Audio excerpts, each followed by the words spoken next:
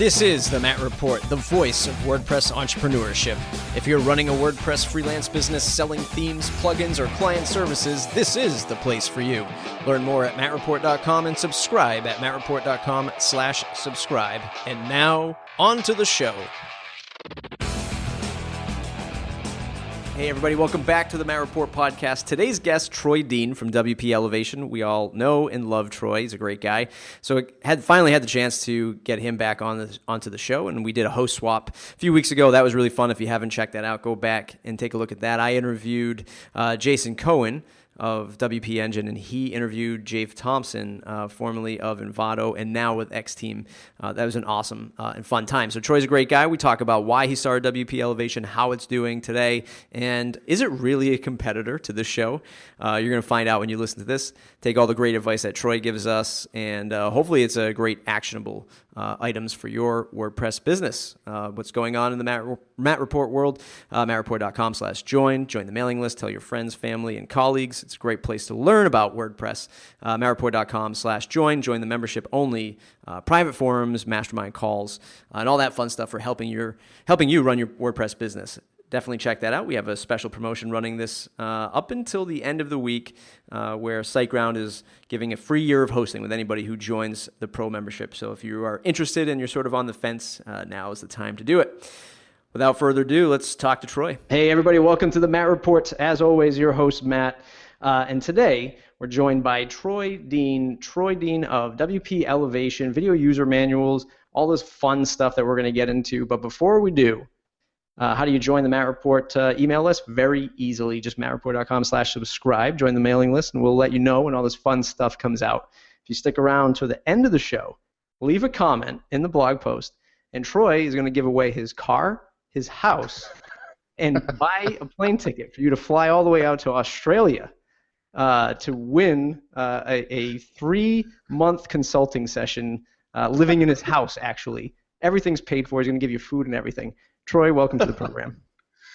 Thank you, Matt. Thanks for having me. I'm glad you got the memo, man. If anybody doesn't know and doesn't listen to the WP Elevation, Troy gives away a little something with each episode. We won't do that in this episode, but you can always come back, leave a comment on the blog post, and let us know how much you love this interview. That's hilarious. Troy, for those that are listening that don't know you, who are you and what do you do? Who am I? What day of the week is it? It is Tuesday where I live at the moment, I think. I've just come back from Chicago, so I was over there for WordCamp, so I'm kind of a little bit freaked out about which country I'm in and who I am and what I'm supposed to be doing. But anyway, for those that don't know, my name is Troy Dean. I'm from Melbourne, Australia, and I'm a WordPress consultant. I used to be a developer until I had to get stronger contact lenses because I was losing my vision because I was staring at curly braces and semicolons too long, and then I decided that code wasn't my thing. So I then started building WordPress products, most notably video user manuals, the video tutorial plugin that helps you teach your clients how to use WordPress. And interestingly enough, today I'm actually wearing a WP 101 t-shirt to work, which is, that's the other version of the plugin that does what we do. I haven't got a Matt Report hoodie, otherwise I'd be wearing that. And WP Elevation, of course, is the business accelerator program for WordPress consultants, where I basically teach how to grow up from freelancer to agency as a WordPress consultant.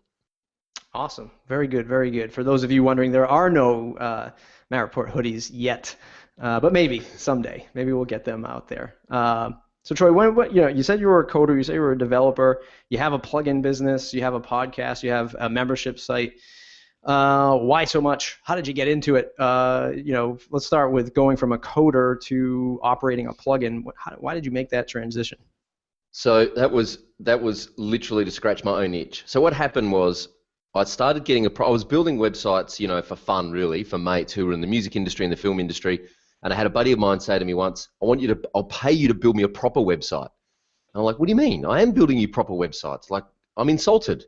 Just because they're in Flash and, that they don't work anymore doesn't mean they're not real websites. So I said, all right, if you're going to pay me some money, then I better go and learn how to do this properly. So I started investigating. I learned HTML, CSS, and then I thought, hang on, if I build this guy a website, he's going to want to update it every time he shoots a new, film. He's going to want to put it on his portfolio. I'm not going to be updating his website. So I built my own content management system in PHP and MySQL because someone said, they're free, open source. You can, learn how to use them pretty easily. And I'm like, all right, cool. So I learned how to do that. And then a buddy of mine, I kept asking him about image upload functions in PHP. And this guy was a programmer.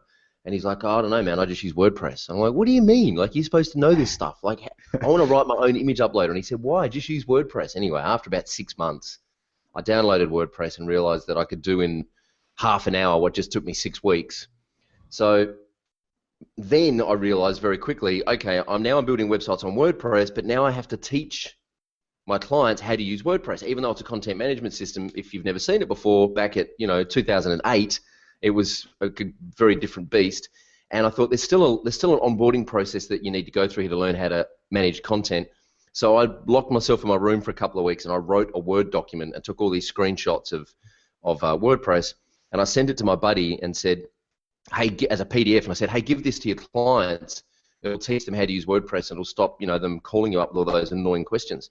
And he rang me back and said, this is awesome. We've got to turn this into a plugin and make video screencasts, and then we can sell it to other WordPress consultants. I'm like, well, I don't know how to make a plugin. Do you know how to make a plugin? He said, yeah, I'll figure it out. I'll learn how to make a plugin. You go and make the videos. And I had a bit of voiceover background, a bit of performance background, so I made the videos. He worked out how to make a plugin, and I can't remember the first sale we made. Brian remembers the first sale we made, but I can't remember. And we were testing pricing, so I think we were selling it from anywhere from $9 to $49 a month for this video plugin. And then that just kind of took off. It just kept, people kept buying, and it was a pretty exciting time. And that was when I first saw the possibility and the idea of leverage, that you could make something once and sell it over and over and over and over and over again. And that was when, things started to change in terms of the way I approached business. What do you think the biggest difference is from the freelance market of today, being 2014, versus back when you were just starting out in the freelance market, 2008? Pick one. Like, maybe it's what's the biggest difference you see? Is it the knowledge of freelancers today, like much more equipped, or maybe not, or are the customers drastically different, requesting stuff today that could never have been imagined 5 years ago? What do you think the biggest difference is from today versus yesterday? Yeah, it's a good question. I think the biggest difference is the knowledge that our customers have. So our customers know that stuff is possible. It's funny, even though they know more, they're actually more ignorant than they were back then. Because back in 2007, it didn't take much to be way ahead of your customers, because our customers weren't. I heard this statistic the other day that something like we've published more information on the internet in the last 2 years than we have in the history of the world. So there's been more information published in the last 2 years than there has in the history of the world. That's remarkable. It's staggering. Yeah, it's staggering. And that J curve, that hockey stick J curve is not going to change anytime soon. It's that exponential curve is just going further. So there's more information available, which means customers now are wanting more complex solutions and they're wanting to do more, but they're actually more ignorant because they don't understand what's involved. So what they do is they see something and they put this idea together in their head and they say, this is what I want, but they have no idea the amount of work that's involved in pulling that off successfully. So I think the demands are higher, and I think the expectations are much greater, and I think it's more challenging as a freelancer now to manage clients' expectations right from the get-go.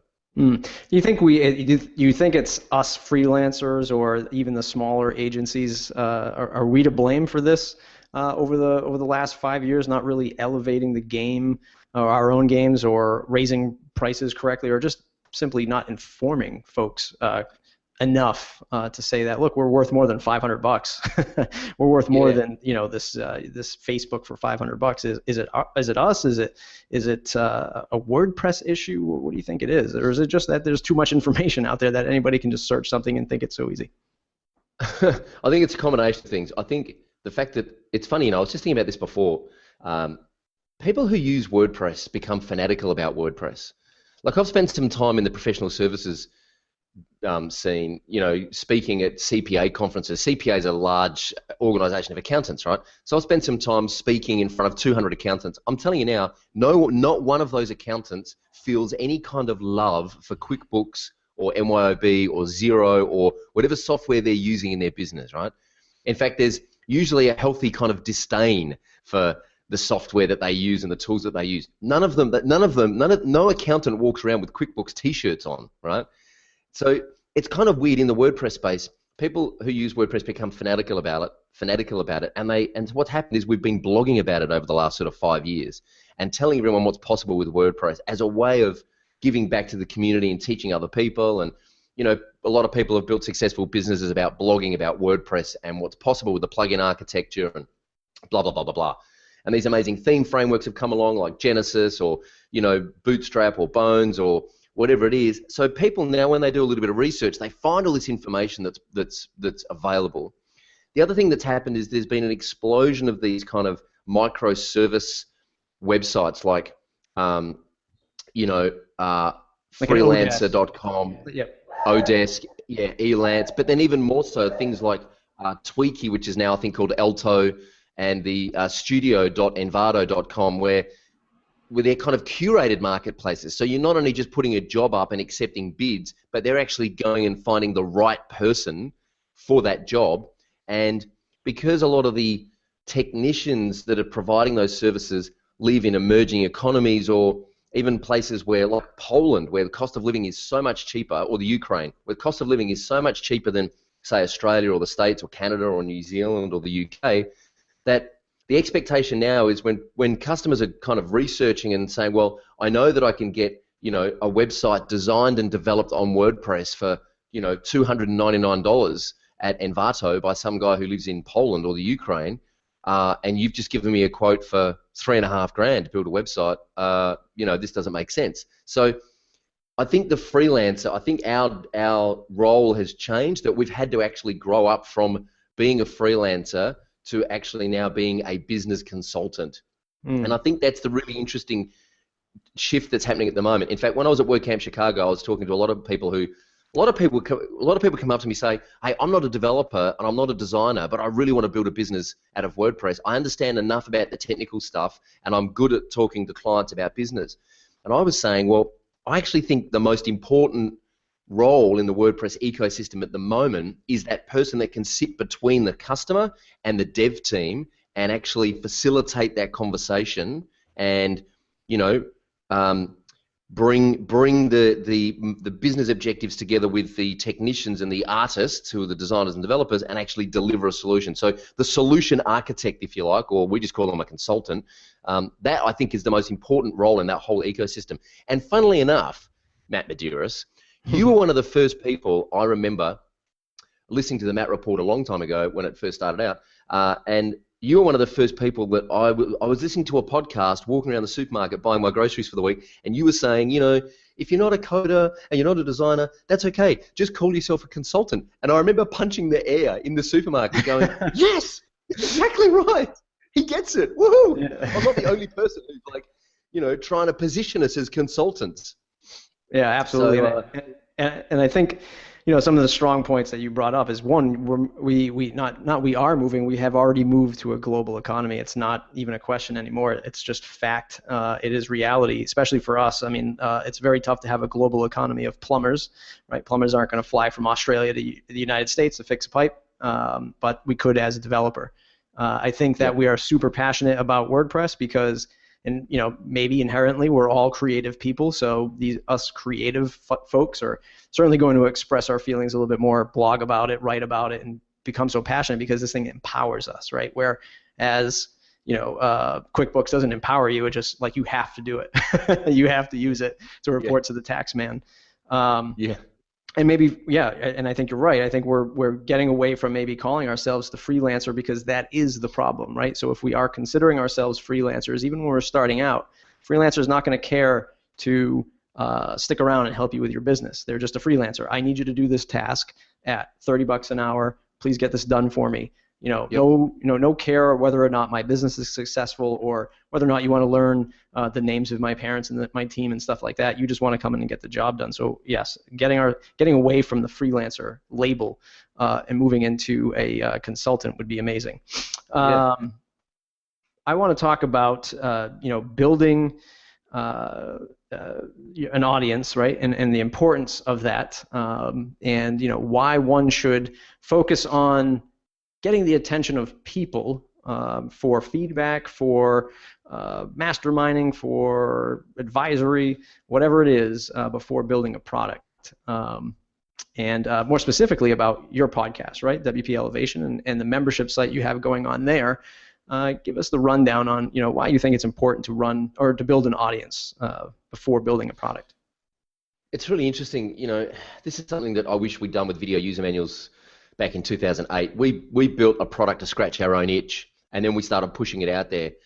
And the fear is that you're going to build something and nobody's going to buy it, right? Well, that's just not going to happen. I mean, the internet today, you could build just about anything. I mean, you could throw up HTML on the screen and make it look as horrible as you possibly could, and make the theme as broken as possible, and put it up on a theme marketplace, and I guarantee you would sell at least one copy, right? So the reality is people are going to buy, especially in the WordPress space. There's I was talking to a guy the other day who does big JV deals, and he says, man, if you've got anything to sell to WordPress people, he said, they're like junkies trying to get their fix. They just love WordPress themes and plugins and extensions. And so the fear is we're not going to sell anything. But I actually think the real problem is that you're going to sell something to like a couple of hundred people, because at that point it's too big to shut down because you've got to support them, but it's not big enough to actually sustain you and to scale up and to make a profit. So we learned that the hard way with video user manuals. and it kind of got to a point where it reached the tipping point. But for the first couple of years, it was like, man, how do we get we got our first 100 customers? How do we get the next 100 customers? And then how do we get the next 100 customers? And we learned a lot from that.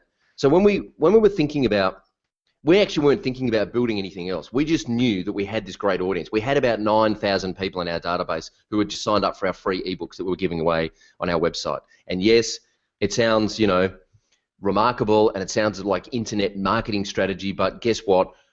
Sign up forms and pop over forms and free ebooks on a website actually work. We just did that organically for, about 3 years and built this database.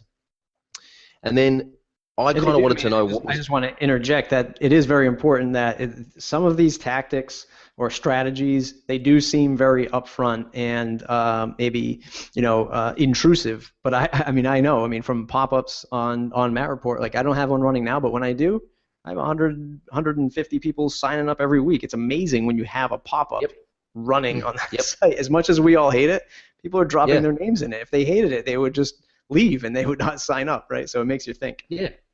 It's all about, I think it's all about the offer. I think it's all about what it is you're offering them in return. If I'm on a website and I'm enjoying learning something and a pop-up appears in front of me and it's like, if I was on HubSpot and they put a pop-up in front of me, I would just put my name and email address in no matter what they were giving away, because I just know their stuff is quality. So, and I would actually thank them for offering that to me.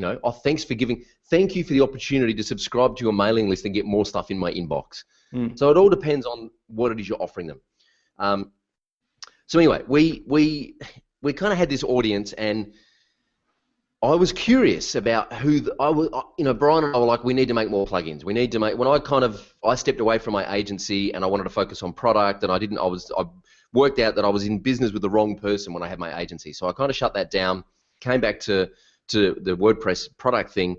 And we said, okay, we need more product. And I said, okay, well, let's not make the same mistake again. Let's not make a product and then go out there and go door knocking and try and sell it to one person at a time. Why don't we find out what our audience want and then we'll build it? So I sent an email. This is well documented and an old story now. But I sent an email to our database saying, hey, all you guys that have signed up for our ebooks at some stage, and our ebooks were all about how to make WordPress better for your clients, how to build a better WordPress business, how to make it more secure. It was all about empowering the developer to have a better relationship with their client so that they could, charge more and and kind of, elevate and become a business consultant, not a freelancer. So when I emailed them and said, hey, what do you guys want? You're not buying our plugin. That's cool, but you're on our list. What's going on for you? They all came back and said, we need more clients. You need to show us how to get more clients so that we can quit our day job, go full-time, hire someone else, partner up, scale up, and grow a business. So we ran one webinar where, and I didn't even build a webinar. I built a landing page, and I plugged it into GoToWebinar and Eventbrite. And I put on sale a webinar. I actually sold tickets to a webinar, and we did really well. It sold out in 48 hours, and then I ran the webinar, showed them what I did with my business, and then emailed everyone afterwards and said, hey, that was fun. Do you want to do that again? What do you want? And then they told us they wanted a membership site with a forum and video training and coaching calls. And, we just ran a masterclass in Chicago. We're going to Thailand in September with a bunch of us to have a mastermind group for 3 days. So they've told us every step of the way, this is what they want. And we have a rule now in our business that we don't build anything, we don't touch any code, we don't build any products unless we can make a business case that this is either going to help revenue, or it's going to help client retention, or it's going to, save a cost or an overhead. Interesting. So I want to talk about well, one, it's important to note for folks that are listening that Troy and his partner spent a lot of time content marketing, blogging, probably doing a lot of outreach and calls like this to build the initial list, right? So you started that audience, and it took time, right? And there's no fast track to that, right? There is no fast track. Well, the fastest track to build an audience is to run very low cost pay-per-click advertising. So we'll occasionally turn on Facebook ads for 3 or 4 weeks. We'll drive people to a free download, and it's got to be good. So example, we've got this presentation called 101 Ways to Elevate Yourself and Demand Higher Fees. And there are 101 slides in this keynote presentation. There's a 50-minute free video and an ebook that goes along with it. We spend money on Facebook ads driving people to that free download. Then we nurture them. We give them heaps of free stuff in the autoresponder sequence. Then we get them on a free webinar, one of our monthly webinars. We invite them in to have a look what it's all about. Then we say, hey, you've got all this much stuff for free. Imagine how good it's going to get when you start paying for it. So yes, you have to build an audience, and it does take time. But if you want to fast track it, then you can buy traffic. And for us, Facebook advertising works really well. Mm-hmm. All right, so that's interesting to note as well. There are folks in the audience that could also pay for do some paid advertising. I think most folks might be, especially if they're getting new into this, right? If they're a plugin developer that's out there and they're sort of fresh on the scene, maybe a year or two, they might be a little too afraid to do the Facebook ads or the Google ads just because they don't know where that money's going to go, how to manage it. They might be afraid to make that leap. But they hear about content marketing and blogging and building that audience. What's one organic way, and I think you mentioned a few, but if they're a developer out there wanting to launch a plugin or a theme, what's one organic way for them to build an audience in today's busy world? This has got nothing to do with the internet or computers, but you have to get out of the building, right? And it's really easy, and I suffered this for when I first started out, I reckon I spent the first 2 years behind my computer. I never got out of the building. And at some point, because I was scared. I was nervous. I didn't know how I fit into this WordPress community. I wasn't a hardcore developer, I didn't really know PHP that well. I was a bit of a hack, and I didn't want to go to meetups and expose myself and have people laugh at me. So I didn't go until eventually I worked out, I started going, and I realized that they could teach me a lot about development, and I could teach them a lot about sales and about customer relationships and about project management and about pricing. And so then I felt like I was adding some value, so then I was more comfortable going. So I think the quickest way to start building an audience is to go to, especially in the WordPress space, is to go to your local WordPress meetup and do a presentation. First of all, this is the strategy, and this works for any niche. It doesn't matter whether you're selling websites to accountants or if you're trying to sell plugins to WordPress developers. Go to meetup.com and find the nearest meetup for your particular niche. Join that meetup group online, and then just look through all the comments and all the conversations and all the profiles of the people in there. Then go along to the next meetup, introduce yourself to some people, then introduce yourself to the organizer. Then after that meetup, follow up with the organizer, pitch them an idea that you want to come along and present at the next one, and then go along to the next one and present your idea and say, hey, here's the problem I think that exists. Here's a little solution that I've come up with. Just show them some screenshots or some mock-ups or some wireframes. Is this an idea worth pursuing? If so, I'd love your feedback. Build an audience in real life, and then use that feedback to kind of start iterating on your idea before you touch any code. Yeah, absolutely. It's been a while since I've actually talked about that, but it's something that I used to bring up in earlier episodes that I would repeat all the time, that the number one thing is to get out from behind this and get out into the real world and meet people, because, I mean, that still is the number one way for me to build up my network of other consultants that we do business with, find real live clients, getting out from behind the desk and going to these meetups, or even, sometimes I hate to say it, but I guess it depends on your local market. Find something good from a good event from your local chamber, right? Like we have here in the States. Find something from your local chamber and do that there. Although, side note, I was just reviewing a WordPress seminar that somebody's doing at our local chamber. She says that she's a WordPress consultant, and I checked her website, and she's loading a 2 megabyte 4,000 pixel photo in her first parallax region, and there are words that say WordPress done the right way throughout her website. So I'm a little afraid to see what those people are going to learn when she's teaching the course. Step up your game, people. Do it a little bit better. So now you know something a little bit more than most folks about building an audience, because you've been running a podcast. Of course, you heard mine. You're like, damn, I'm going to do the same thing and knock it out of the ballpark better than Matt Report does. What's it like day in and day out, or week in, week out? Give us the insight from behind the scenes of being a podcaster, especially in the WordPress space. We get a lot more of them coming out now. Do you think some of them are going to start to fizzle out, or do you think we really need this demand? And what's the workload like for you? Well, man. Where do I start? It's hard work. It is. There's a lot of work in putting together a good podcast, and I think we're still developing what we're doing at WP Elevation. We've changed formats once since we started. I'm pretty happy with the format at the moment, but there's a lot of work involved. So I actually blogged about this and made a video walkthrough on our website about how we produce an episode of the podcast. But essentially what happens is we've got a Trello board with 5 different boards, and board number 1 is just everyone that I want to get on the podcast. So I'll just, whenever I think of someone, I'll just dump them into that Trello board. And then my assistant Jin, who we've just brought on the last few weeks, she will go through and make contact with everyone, and she'll organise the time zones. And once someone agrees to be on the podcast, she'll organise the time zones and book the appointment. Excuse me. And then she'll email them in advance a PDF which basically outlines the episode and what to expect, the kinds of questions I'm going to ask. We use scheduleonce.com to schedule all of the appointments between myself and the interviewee. Then at the time of the interview, I just turn up on Skype. We use Skype and call recorder to record the conversations. They then go into a Dropbox folder.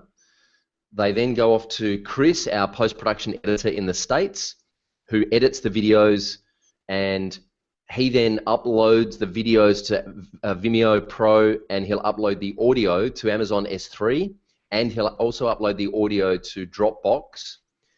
We then use Zapier to automate the transcription of the podcast through, as soon as you drop a file into Dropbox, it automatically places an order with rev.com. They transcribe it, they stick the transcription back in a Dropbox folder, which is automated through Zapier. We get an email saying, hey, your transcription's ready. We then go and post that up on the blog with the show notes and the highlights and any links. We have a prize every week. We give away a prize every week. It's usually, it's usually less than $100, although I did give away a Mixergy Premium recently, which was a couple $100. And we do that to encourage engagement. It's hard work getting people to comment on your blog when you're starting out. So it's not rocket science. We dangle that as a carrot and say, hey, if you leave a comment under the video, there's a chance you will win some free stuff. Right. And that's what we're doing to build that engagement.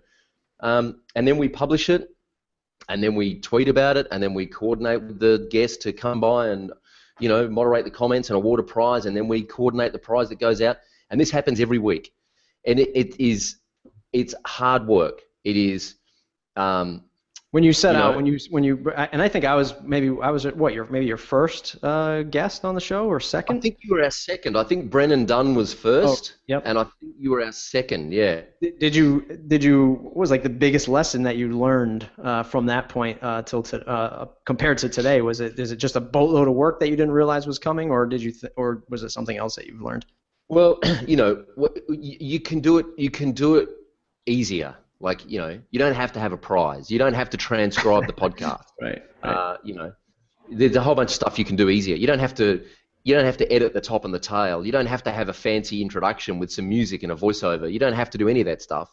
But I wanted to make it, my theory, my goal was, when we started, and I had the idea for WP Elevation, I said to my business partner, there's only one way this is going to work, and that is if, and at the moment it's me, and I'm happy to talk about this more in a minute, but I want, the only way it's going to work is if WP Elevation becomes the #1 go-to place for WordPress consultants to learn how to actually grow a successful business and get out of their bedroom and, grow a successful business, a profitable business as a WordPress consultant. That's our point of differentiation, and it's only going to work if we become #1 and we stay #1, right?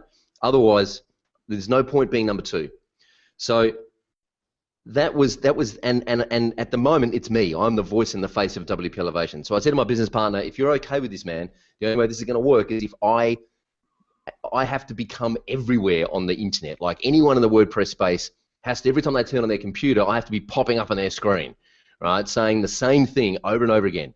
So saying that to me on this podcast, was it a little weird for you to say that?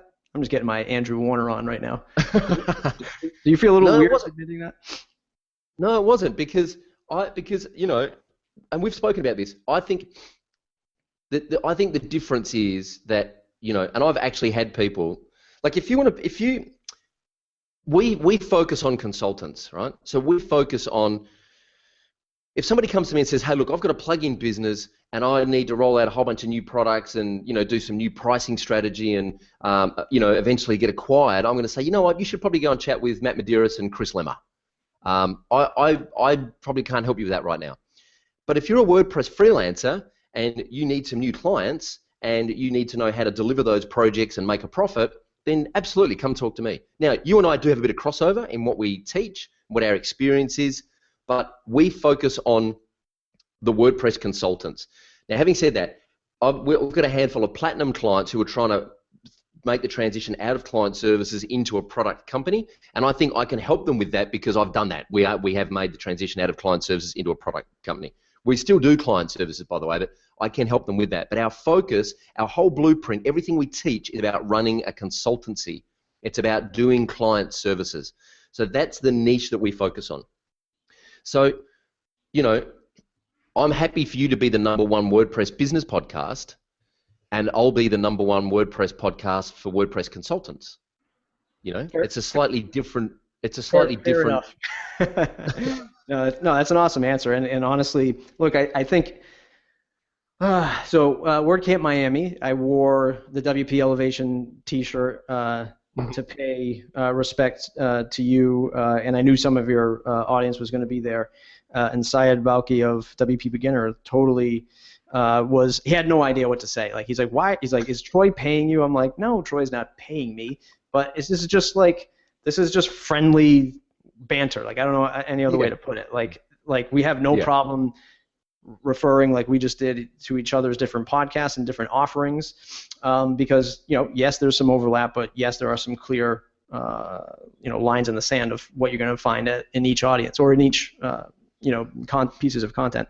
So that was fun, and I think that the WordPress world is like that, where competitors, with air quotes in the air, competitors can sit down and talk to each other. I mean, you see it with Corey Miller and iThemes, and name any other big theme. Like, he'll sit down and talk to anybody, or security plugin. He'll sit down at Backup Buddy, or he'll say, I've been to dinners with him and Pippin, in the same room and they're talking about how their e-commerce works with their other e-commerce, and it's friendly WordPress.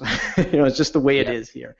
You'd never see that between Microsoft and Apple, or Microsoft and Google, right? Or QuickBooks and FreshBooks. Like people would be at each other's throats probably.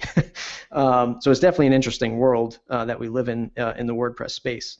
To the point of the podcast and producing a podcast, absolutely, I think it's one of the best ways to build an audience. And like you said, to your points, like you are setting out to be number one. You are, adding the intro, you're adding the prizes, you're adding all of the transcriptions. Like I don't even do transcriptions because I'm just not at that. I just haven't got to that level yet. I think that everything that you can add into your media that you produce, the new media, or the new way of content marketing, you have to, because you have to be better than the next person.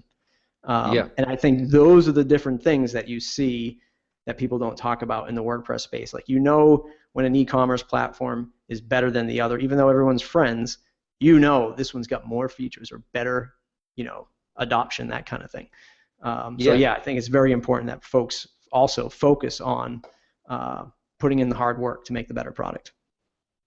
It's funny, when I went to PressNomics a couple of times, and I just, and everything I've learned, I mean, I'm a sucker for this stuff. I'm a sponge. I soak up as much as I possibly can from everyone, from Entrepreneur on Fire, from you and the Matt Report, from Mixergy. I learn as much as I possibly can. And the overarching thing that I've learned in the last couple of years, and reading a couple of breakthrough books like Think and Grow Rich by Napoleon Hill, which had been sitting on my shelf for years, and I'd resisted reading it because I felt like it just felt cheesy, right?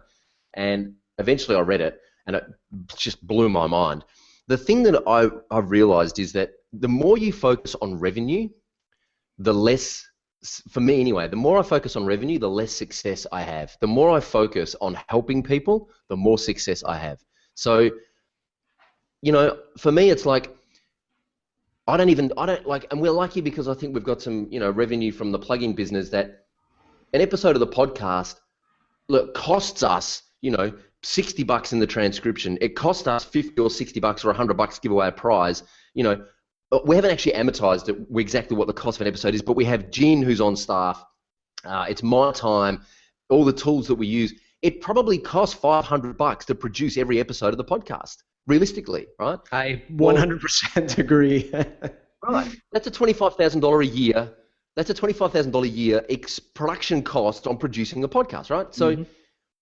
So, but if you don't do the transcription, then you're going to lose out on search results, and you're going to lose those people who love to read. If you don't do I do video, but we also do audio. Some people love video. And I think you make a greater connection if you see who you're talking to. Some people love listening to the podcast while they're on the train and they don't want to watch the videos. Some people love reading it. So I'm like, well, let's try and help as many people as we possibly can by giving them as much as we possibly can. And I'm just convinced the revenue will flow. Now, my business partner, on the other hand, he's sometimes like, do we really need to do this? Is this like, this is going to cost us an extra whatever it is. Do we really need to do this? And I'm like, well, I don't know. But our philosophy is the more we help people, the more success we have. And at the moment, that's working. So that's the philosophy that we're going to continue with for now. And the other thing I just want to touch on is the world's a big place, Matt. And if all of your audience right now abandoned you and came to me, it would really hurt my business because I'm not ready for that many people right now, So, you know what I mean? If everyone abandoned iThemes e-commerce and went to WooCommerce, their support costs would go through the roof, yeah? And so you have to manage growth. You can't just say, like, the world's a big place, and there's plenty of people, and people will not like me because I'm too animated and I've got this weird accent. People will prefer to listen to you because you're a native American and you're a native US and you have a cultural bent on what you're talking about that resonates with them more. So there will be people that just gravitate towards you and gravitate towards me, like there are people that gravitate towards John Lee Dumas and Andrew Warner. So I've never been too worried about competition. And the thing for me is that the fact that you've got a podcast and you've got a membership site in the WordPress space proves to me that I'm not insane. It proves to me that this is an idea worth pursuing because someone else is doing it. So for me, it actually validates our whole business model. Absolutely. One of the things that one of the credos that we run by is if there is somebody else doing it, if there is a competitor that crops up based off of what we're doing, and we being my agency and the themes and the plugins and stuff like that, then we know that, hey, it's validated. And nothing gets me energized even more is to have that out there, right? Because you know it's validated, you know there's an audience or a market, and the world is huge. There's plenty of stuff to go around, at least for the next 5 years. Yeah. Awesome stuff. And yeah, and just tremendous stuff. One final question from the formal interview. What was your elevator pitch to Matt Mullenweg to get him on your show? Well, that Lots was of WP Elevation hoodies sent to his address. Yeah, no, that was interesting. So okay, so let me see. In fact, the original. So okay, this is what I've learned about connecting with influencers, right? You have to make it really easy for them to say yes, and so the first email I sent was to a group of people. It was to a group of people who I was pretty sure would say yes, who I'd already interviewed on the podcast, and they were influencers.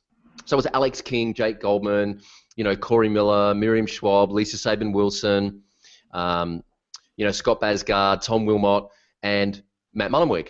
And I didn't think Matt Mullenweg for a second was going to say yes. I thought I'll never hear back from him because he's too busy, and that's totally cool. Like I don't begrudge him for that. He's just a very busy man. But what happened is one by one, all these people started responding to the email and saying yes, that they'd love to be on it, and everyone was copied in on that thread. So I think what happened, and I don't know, you'd have to ask Matt Mullenweg, but I think what happened is that he saw all of these people one by one saying yes, they'd love to be on it, and then here we go. So here, I've just found it. So I sent an email out individually to everyone. That's right. And then they came back one by one. And then I sent a group email to everyone and said, hey, gang, just a quick update. I'm thrilled to announce that Shane Perlman, Scott Basgard, and Alex King have confirmed they're on board for WP Think Tank. Looking forward to launching in February and seeing where it goes and hoping you can all be a part of something special, right? Then Jake Goldman said yes. Then Miriam Schwab said yes. Then Tom Wilmot said yes. Then Corey Miller said yes. Then Matt Mullenweg said, sure, count me in. Because I think what had happened, and I freaked out, and I ran around the office and screamed like a 16-year-old girl at a Beatles concert, right? And I rang my business partner, and I'm like, you're not going to believe this. Matt Mullenweg said yes, you'll be on the WP Think Tank, right? And my business partner's like, what are you talking about? I don't even know what WP Think Tank is. I hadn't even told him about it at that point. But I think what happened is Matt saw, and as I said, I could be completely wrong about this, but I think what he saw is one by one, all these influential people in the space saying yes to this idea. So then he was like, well, okay, if they're all saying yes, then I'll say yes, and this seems like a good idea. And it was a good idea. The first, it was fantastic. We had over 450 people on the live chat widget watching it in real time, and it was, it was a hit. Unfortunately, Matt couldn't make the second one because he was on a flight. If you've seen the first one, you'll know that we crashed our Rackspace servers on the first WP Think Tank, and hey dog, and so then Matt offered us VIP hosting at WordPress.com. After the call, he emailed me and he said, hey man, that was really embarrassing. Let's get you on VIP hosting and make sure that doesn't happen again. So he's right behind the project, and he supports us, and he's been great to us. To answer your question, if you want influential people, if you want to get the attention of influential people and you want them to say yes to what it is you're proposing, you've got to make it all about them. You've got to show them the benefits of them being involved, and you have to make it really easy for them to say yes. Don't write them a 3-page email. Just going to say that. Yeah. Keep it really short, really light touch. Do all the work for them and just make it really easy for them to say yes and turn up. Awesome stuff. Troy, I can't thank you enough for doing the show today. I mean, we learned a ton, not only about you and what you have to offer, but I mean, just so much about building the audience, connecting with others, grabbing the influencers like this. And for those folks who are still listening, one of the things that, Troy and I, we have a really good connection, right? When we first met each other face-to-face at PressNomics, it was nothing but love at first sight. No, it was just handshakes, and we were like, look, we got to do some awesome things together. So I've been on the Think Tank, I've been on his podcast, he's finally on this podcast, and we have some other cool podcasty things that are planned for the future, one of them being a unique little host swap.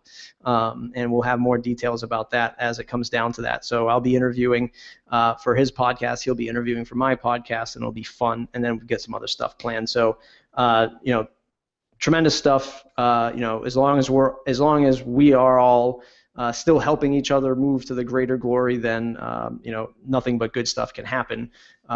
Be it podcasts or themes or plugins or agency work, we can all work together to achieve the better stuff, whatever that might be. Let's jump into the second segment. What's in your toolbox? You mentioned a ton of different websites, but what other pieces of software that folks might not know about that get you through your day-to-day?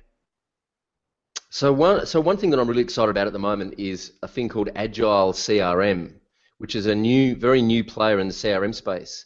But what I really like, we've been toying around with Infusionsoft for a long time, and it's a big commitment. It's like $2,000 up front, and then $300 a month, and we've got a big list, so we end up paying more for emails and stuff. Anyway, Agile CRM. The thing about Infusionsoft is they have this beautiful drag and drop campaign builder where you can drag stuff onto the screen, and you can say if someone opens this email and clicks on this link, then send them this email. If they don't, then send them a reminder in 3 days to open the email and click on the link. So you can automate highly targeted communication. Agile CRM have something very similar, and they have this thing called lead scoring, where you can score leads in your database based on whether or not they open emails and click on links, and you can automate the whole thing. And they have a plan. They have a free plan, and their freelancer plan starts at $9 a month. I'm really excited about Agile CRM at the moment because I think it opens up this automated marketing to a whole bunch of freelancers who aren't in a position to pay $300 a month. So that's the thing that's kind of floating my boat at the moment. It's awesome. It sends email through their servers too? Yep. So you just hook it in with Gmail, and you can cool. send an email, and because I hate being in my inbox. I love managing client relationships. So this thing has in-app mail. You can just mail from directly within it, and it just syncs up via your Google Apps. Awesome. So and the other thing that I'm really excited about at the moment is Opt-in Monster. Opt-in Monster is just bloody beautiful. It's just gorgeous. I love it, and it's easy to use, and it's lean, and it has a whole bunch of cool stuff going on. So I just think it's really important to build an audience and then ask them what they want. And something like Opt-in Monster is a really elegant way of helping you build an audience organically. If people are on your site, chances are they're interested in what it is you've got to say. You're actually doing them a disservice by not making it really easy for them to sign up. Yeah, absolutely. I totally agree. Syed was all over me at WordCamp Miami to get me to use it, and it's just something I have it still on the old to-do list, and it's just like I haven't got there to do it yet, but I do plan on doing it because I do see results, right? And no one has ever said, except for some real hardcore developers, when I had another pop-up thing on there saying, oh, God, I can't stand pop-ups. No one has ever really complained to me about that. So awesome stuff. I'm going to jump into the lightning round and ask you a series of quick questions, and you'll have a series of quick answers. Cool. One plugin you cannot live without besides your own. Gravity Forms. A favorite WordPress or business book? Favorite WordPress or business book? Probably Poke the Box, Seth Godin. Nice. The best business advice you ever received? The best business advice I ever received is work out who you serve the best and then serve them better than anyone else. What's a quote that you live or run your business by? Work out who you serve the best and then serve them better than anyone else. What's the longest a client project has ever taken? What date is it? Yep. It's the 2014. It's still going. It's been about 7 years. Wow. Yeah.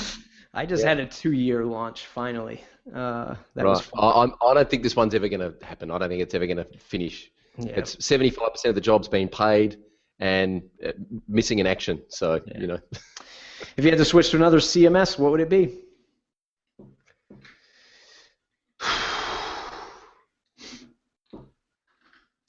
I don't know. I just wouldn't. I don't think. Give up the internet altogether. Yeah, I just wouldn't. I'd probably build my own. I think I'd have one built. Yeah. Who should I interview next?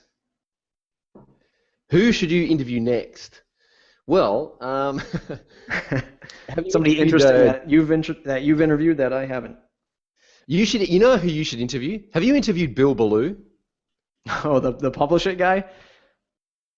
You have to interview Bill Ballou. Yeah. I should get a hold of him from PressNomics. Bill Ballou is amazing. He has inspired me so much. He's a 64-year-old dude who just loves blogging so much, and we saw him at PressNomics, and he's just got such an amazing energy. And every time I come across a corporate client who's a little bit stuffy about the internet, like, this internet's for young people. I'm like, go and watch this interview with a 64-year-old dude, and then shut up. Yeah, exactly.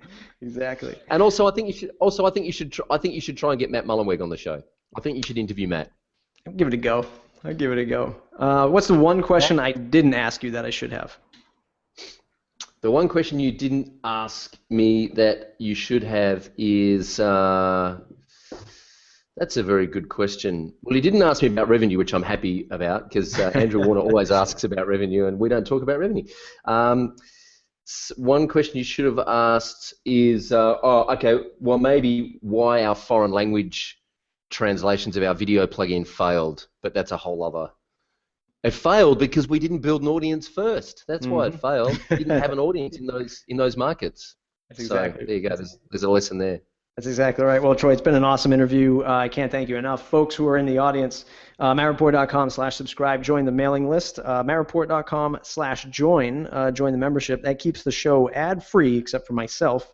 And you can join the membership, and it's like WordPress. It's like support for your WordPress business. You hop into the forums, you ask some questions, and you get answers from all the awesome people that are in there. Check that out, mattreport.com/join. Troy, where can folks find you on the web to say thanks?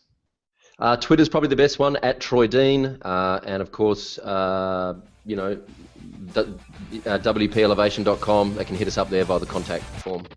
Awesome. Troy, thanks a lot. Cool. Thanks, Matt.